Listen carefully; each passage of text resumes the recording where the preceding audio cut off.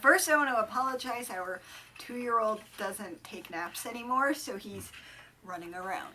It's true. He'd come in here anyway, so there's no point in our trying to stop the onslaught. It's going to happen. First thing I wanted to say was I had plans for making a part 2 of the Pogue restoration video. Because of kind of the way that I work and my brain works, I forgot. And I just powered through. The watch is done. So I apologize.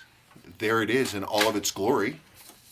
Completely redone. I completely forgot to do the rest of it. It was already running and done, and there it was, and I'm like, unless I took it back apart, I wasn't going to be able to make a secondary video. But that's okay. Anyway, but there it is. And isn't it lovely? True Pogue. Love that. There are all these different colors of these dials, and they run to like a really light amber color down to like almost like a brownish gold, like a bee, and that's what this. What are you laughing at? Oh, him. But anyway, but this is my favorite color. This beautiful, perfect gold. Actually, it's more like the darkest colors. Actually, it's like a cider gold. That's the color, like cider. No, seriously, like cider. Cider's brown. No, there's different colors. If you get like a light cider, it's like a brownish gold. Okay. Anyway, that's what I think. Wow, Daddy. What? What are you doing, dirty face? Anyway, so Friday fun video. I haven't done as many videos this week as I would have liked, but it's another busy week. So what are you gonna do? Okay, honey, did you have something you want to hear? Do you want me to hold him? Sure. All right, I'm here, dude. Oh, hi. Because he threw my questions.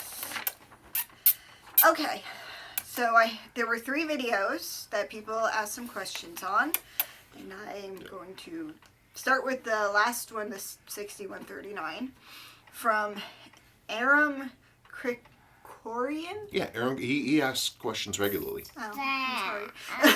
Then I couldn't say your name. I always learn something from your videos. Can you show how the earlier version chrono hand is one-time use?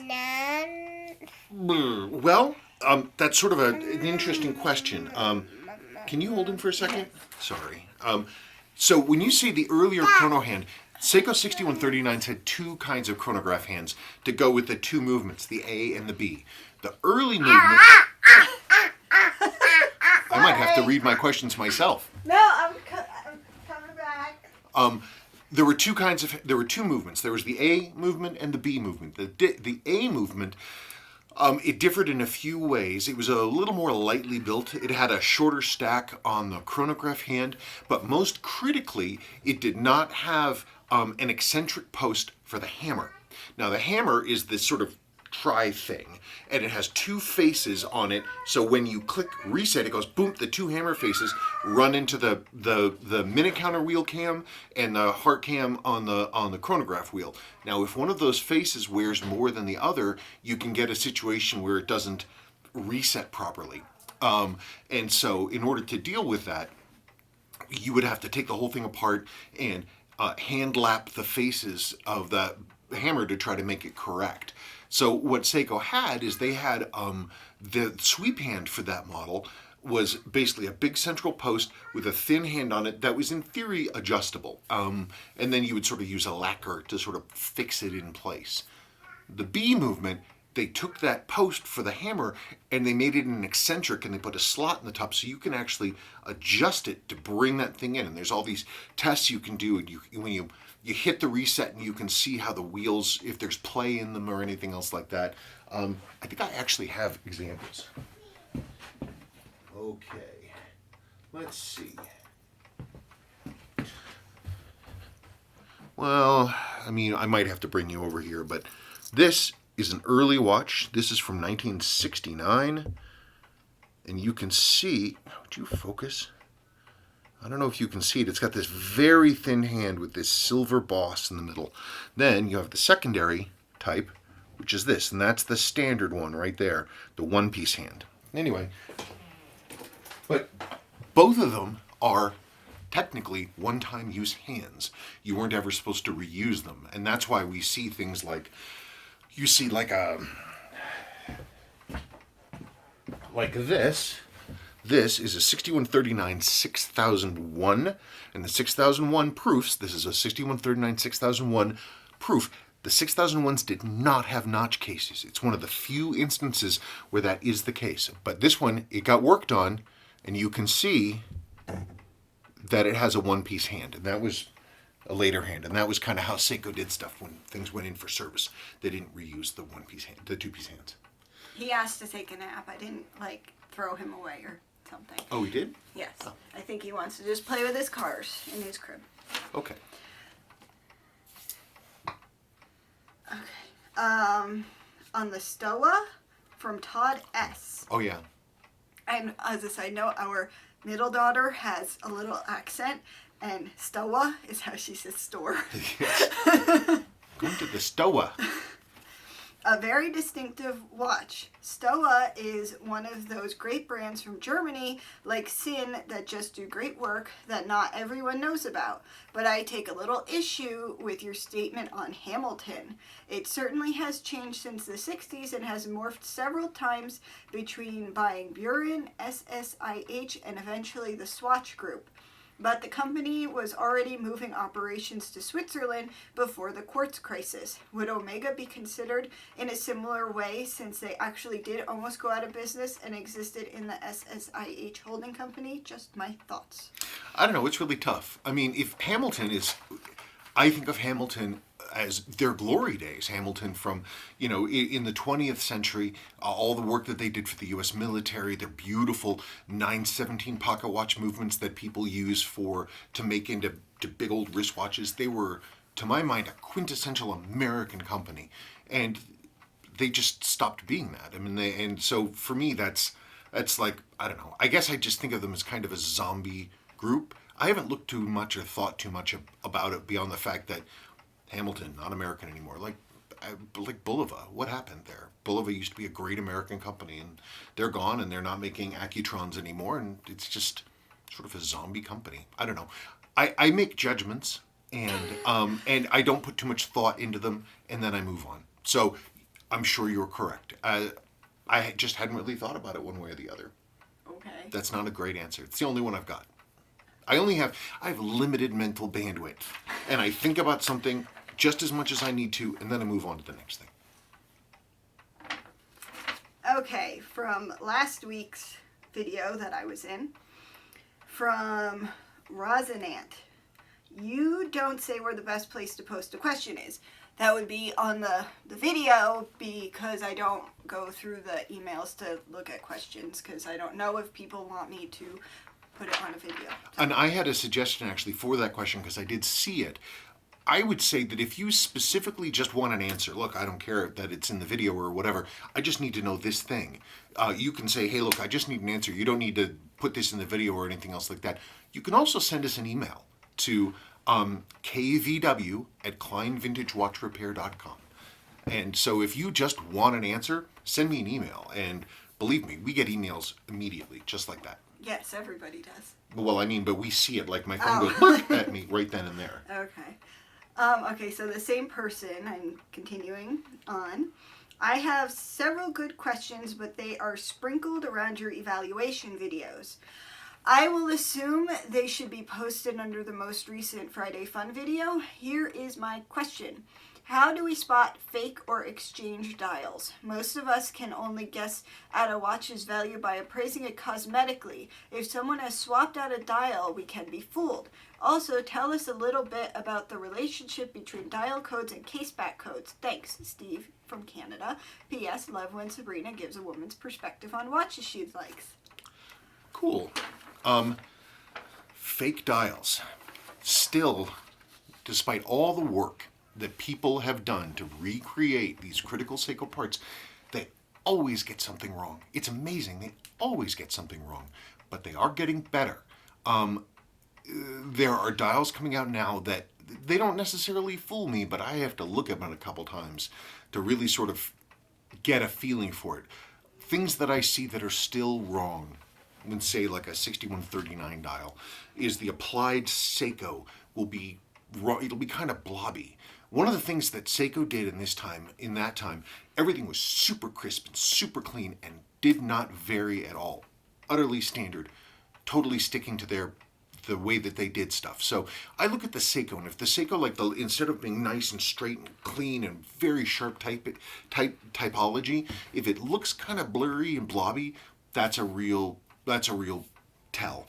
Another tell is that for some reason they almost never get the loom right. The loom is almost always the wrong color, or it's the wrong finish. A lot of the fake dials, the loom actually has sort of a glossy look to it. It should never look like that. Seiko loom originally looks like salt, and there's a reason for that. It's salt based, and so you should be able to see it be absolutely matte and have this grainy look to it. And like on a 6139 dial, those loom plots are a little puffy, and that's just there's no way to fake it. Also, a lot of the markers are wrong.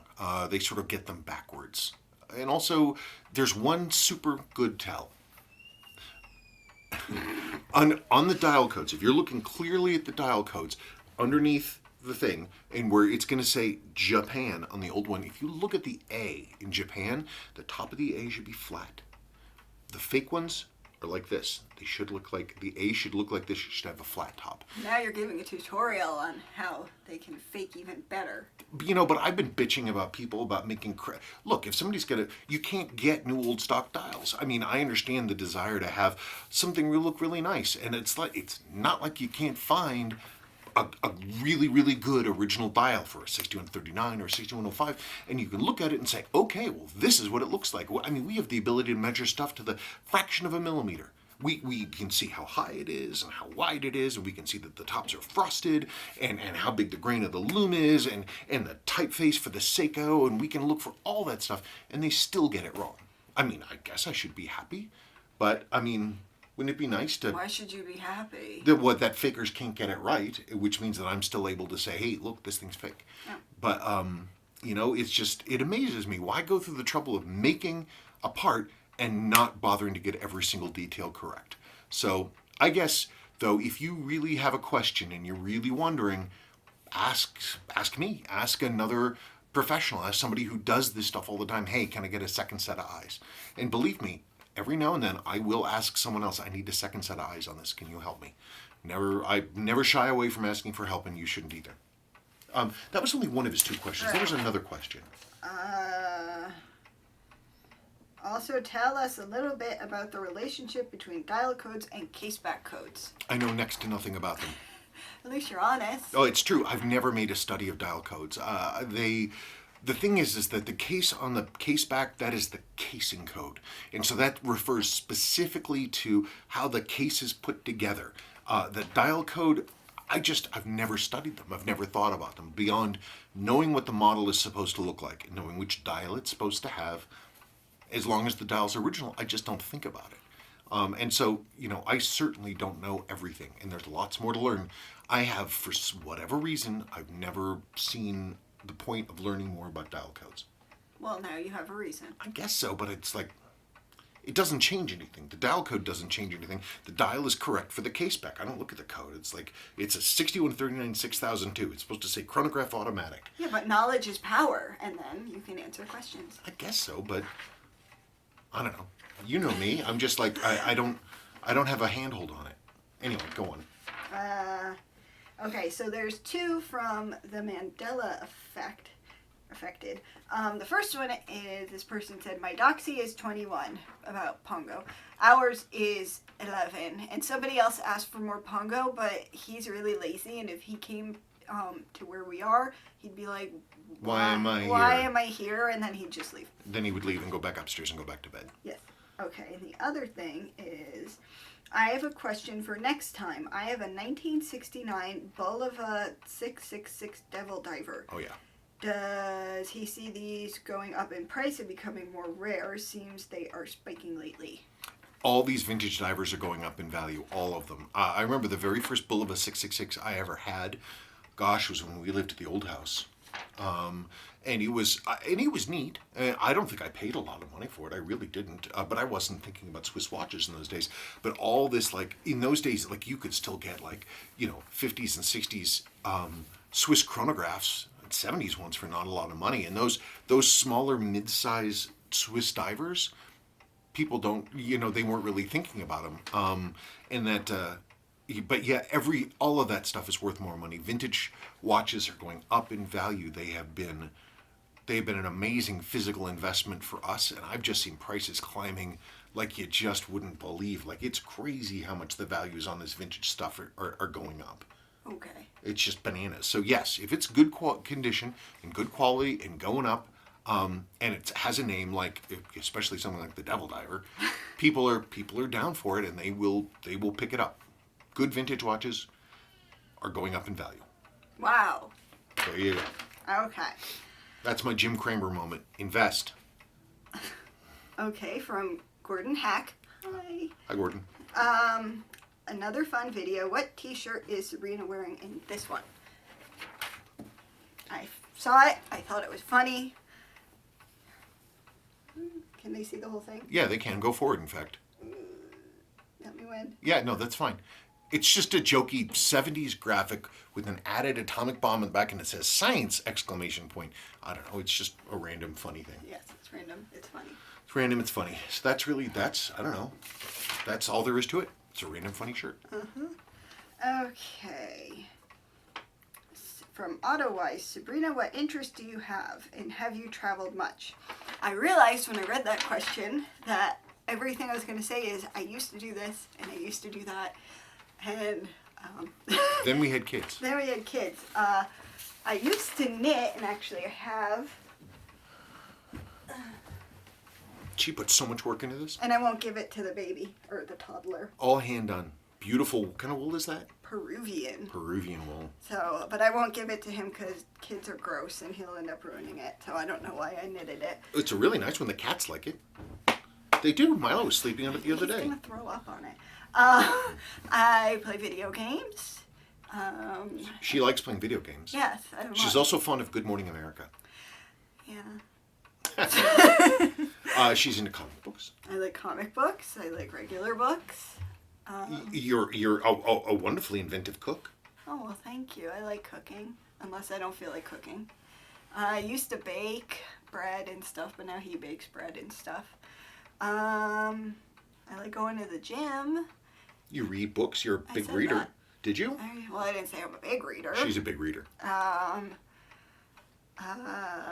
don't know. I used to garden more, but... She holds grudges. That's a hold hobby of grudges. hers. Anyway, I used to garden more, but it's so dry here that it seems kind of irresponsible to use water. Yeah, I was out doing some watering shrubs or something else like this, and the grass, which was entirely dead underneath my feet, was just turning to dust. This place, like, you can hang out a sopping wet towel on a day like today, and it'll be dry in less than an hour. Like dry, like stiff as a board, dry. So I don't really garden anymore. I want a zero escape at some point. That would be nice. Got a pretty good crop of tomatoes this year, plus your volunteer pumpkins. My volunteer pumpkins. We have 6 volunteer pumpkins. Yep. I don't know, and that's all that you do? I guess. And I do housewifery. And you yell at your kids about homework? No, only one has homework. Only one has homework. And have I traveled much? No. I've traveled a lot, but that's because I had a long bachelorhood before I got married, and I traveled all over the place. Plus, my parents were really serious about packing the kids along to all kinds of places, so I've been all over the place, which is nice. And I keep talking. I want to get hurt. Kids are annoying to travel with. My parents never cared. They always. I care. Well, whatever. At some point, we are going to get out of the country, and you're going to see different things. I'm about as well traveled as the average American, which is not very well traveled. I'm from New York, not New York City, and except for a trip to Disney World when I was 9, I didn't leave the Northeast until we came to visit out here when I was 20, which is also the first time I was on an airplane. I've been to California. Her town, the little town that she's from in New York, the most notable feature is it has the road through it has a dog leg at one point. I don't. Now you made me lose my train of thought. I'm sorry. I've been to Wyoming. You've been to California. You lived in San Francisco. Did you? Yeah, for a hot minute. We've been to San Diego, and We'll go more places. it's really hard. I'm sure other parents agree that it's really hard to travel with children. We're busy people. We went to Florida last year to go to Disney because my mom is a crazy Disney person. Hi, if you're watching this, but I doubt it. And Sebastian, the one that you just saw, was a year and something. And the whole time he wouldn't sit in his car seat, and he was on me, and he was bouncing on me, and then I couldn't deal with it anymore. And he was next to the girls who were fighting. This is on the airplane. Yeah, and then I was like, I had the stewardess come, and I was to tell him I couldn't deal with it anymore. So then he grabbed Sebastian, and I was behind them, and like three. I was rows holding behind Sebastian them. like this so he could see over me and see where And he mommy just was. jumping up and jumping And screeching. And Sebastian has this thing. He'll open his mouth just a little bit and he leans into it. And the sound that comes out of his mouth, literally, it's so loud, it's just like your ears just turn to just static. It's unbelievable how loud he can be. Yes, and I And the two girls next to me, and they're fighting. And I see the people that don't have kids freak out all the time about kids being on airplanes, and I don't feel like dealing with someone being cranky and then, I don't know, smacking me and starting a fight and then making the plane not take off, or I don't know. We don't want to do that stuff. I don't know. I don't think there was anything else. Yes, there was. Was there? Oh. Somebody else from T.O. Best Friday video to date. I have a question for Sabrina. How did you guys meet? I went over that in another video, but that's okay that you didn't see it. We met on a Star Trek message board before people regularly met on the internet, and people thought we were weird. And I don't know, she was just in a strange situation where she wanted to get out of her little town, and we talked a lot, and then the mistake I made is I bought her a pizza. He didn't want to have anything to do with me, and I had to be like, he likes to say I had a sandwich board on it said, love me, and then... And here we are now. Here we are. Here we are now. Later. I don't know, that's it. We just were part of the same online community, and we talked a lot, and the next thing you know, I mean, here we are. And so that's really, it's pretty straightforward from my point of view. Mm-hmm. Okay, so what's the next thing? Where's that it? That's it. Well, it's been a crazy week. I know I keep saying that, and you guys say it every time. I know, but it's like people don't have any transparency. They don't have any vision into what goes on here. But, geez, it's long days. I made curtains. I made bread. I made 2 batches of bread this week. But I also did a bunch of work and all kinds of crazy stuff. Lots of new learning, all kinds of different fun things happening. And that's really about it. I hope this video was useful and you don't mind us rambling on and everything else like that. And I swear, the next time I do a teardown video, I'll do the reverse. I'll remind him. Yeah, I will do it. I didn't even think about it literally until I was casing the movement. And I'm like, oh well. Okay, thank you so much. Happy Friday. And we will see you later on. And again, if you have questions, you can put them in the comments, or if you just want an answer, email us, kvw@kleinvintagewatch.com. KleinVintageWatchRepair.com. kvw@kleinvintagewatchrepair.com. Okay, thank you so much, and we'll talk to you later.